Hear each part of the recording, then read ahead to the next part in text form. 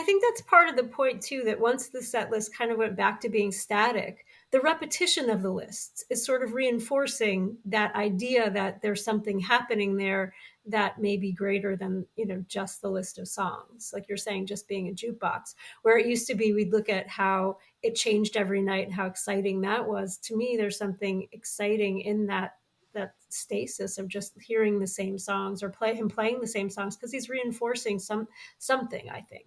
Whether he's intentionally doing it, or we're making, again, as academics, we're making those connections without overanalyzing.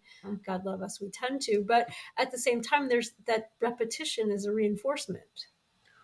I think that's where the performance part comes in too, though, Mhm. because is his the current tour, the set list. I mean, there's the cover song that comes in, but Right. but you look at it and you're like, well, do I need to go see various dates on this? But you do, because he's playing differently. The band is playing differently. I mean, not always radically differently, but Right.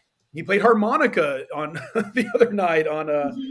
Every Grain of Sand, and of course everyone's like, oh my goodness, he played harmonica.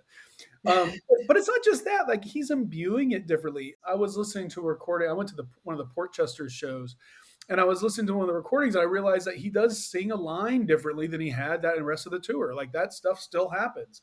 Now, these are not monumental events on that level, but I do think it points out that even though the set lists are static, and we're very far from like the '90s and the 2000s when you never know what's going to happen. There's a charm to that, and of course that's where I get the excitement there, but there is an excitement here on a performance level because of the band and everything else. So I think that's where it's kind of the enigmatic part of it. It's like, oh, it's not changing, but it is changing. It's very you're kind of in a level of haiku there, I suppose, of It's zen. also another example of Bob deciding to do something that his audience did not want at all, and then eventually the audience comes around, and now people, those of us who get to go to a lot of shows, kind of like it. Yeah. Not that we wouldn't take a night at Toad's Place or something, but it's fine.